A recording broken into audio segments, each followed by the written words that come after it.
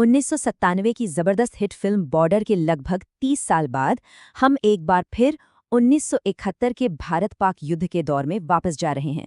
तो चलिए समझते हैं बॉर्डर 2 की कहानी को। ये कहानी सिर्फ एक लड़ाई की नहीं बल्कि एक बहुत बड़े युद्ध की है जो जमीन, समंदर और हवा तीनों जगहों पर लड़ा गया। और इसे हम देखेंगे 4 दोस्तों की नजरों से जिनका आपस का रिश्ता ही उनकी सबसे बड़ी ताकत है। तो बात है 1971 के आखिर की। वेस्ट और ईस्ट पाकिस्तान के बीच जो सियासी उथल-पुथल चल रही थी उसने भारत को एक बड़े और भयानक युद्ध के मुहाने पर लाकर खड़ा कर दिया था। इस पूरी कहानी का दिल है 4 दोस्त। चारों ही फौजी हैं और चारों की ट्रेनिंग एक ही गुरु के अंडर हुई है। अब उन्हें वेस्टर्न फ्रंट पर तैनात किया गया है, लेकिन उन्हें क्या पता था कि यही दोस्ती अब सबसे बड़ी कसौटी पर परखी जाने वाली है। अब देखिए, हर दोस्त को एक अलग मोर्चे पर भेजा गया है। आर्मी में फतेह और होशियार, एयरफोर्स में निर्मलजीत और नेवी में महेंद्र। वो लड़ेंगे तो अलग अलग, लेकिन एक ही मकसद के लिए। इनका ये जो रिश्ता है ये कोई आज का नहीं, 10 साल पहले ट्रेनिंग के दौरान बना था। ये एक ऐसा भाईचारा था जिसे अब जंग की आग में परखा जाना था। और फिर अचानक युद्ध छिड़ जाता है। पाकिस्तान एक सोचा समझा सरप्राइज अटैक करता है और हमारे चारों हीरो खुद को इस उथल-पुथल के ठीक बीच में पाते हैं। तो तारीख थी 3 दिसंबर 1971। पाकिस्तान ने ऑपरेशन चंगेज खान लॉन्च कर दिया। भारत के कई एयरबेस पर एक साथ हवाई हमला किया गया और बस यहीं से जंग का ऑफिशियल बिगुल बज गया। लेकिन युद्ध का जो पहला झटका था वो बहुत ही जबरदस्त और विनाशकारी साबित हुआ।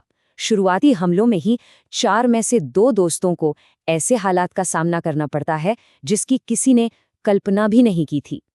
श्रीनगर में एयरफोर्स ऑफिसर निर्मलजीत सिंह अपने एयरबेस को बचाने के लिए अकेले ही आसमान में दुश्मन के 6 जेट्स से भिड़ जाते हैं।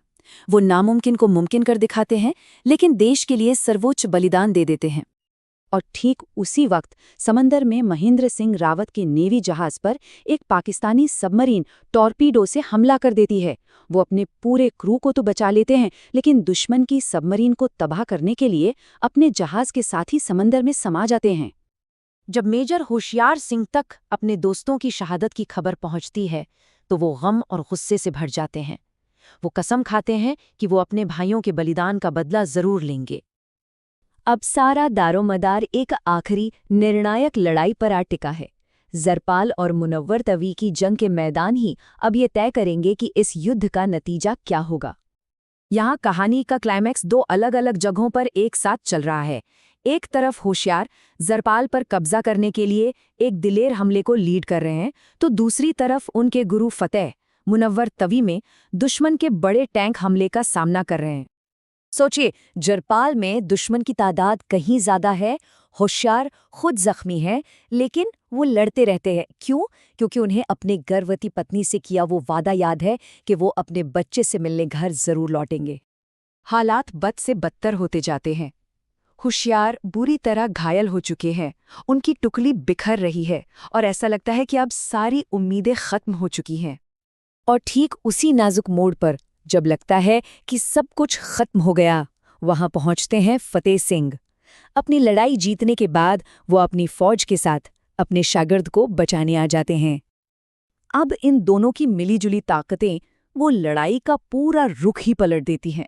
वो दोनों मिलकर दुश्मन को पीछे धकेलते हैं, टैंकों को तबाह करते हैं और एक मुश्किल जीत हासिल कर जरपाल पर कब्जा कर लेते हैं।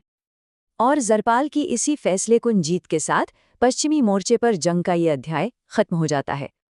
इस लड़ाई के सिर्फ कुछ ही घंटों बाद पाकिस्तान सरेंडर कर देता है और 13 दिन तक चली ये जंग भारत की जीत के साथ आधिकारिक तौर पर खत्म हो जाती है।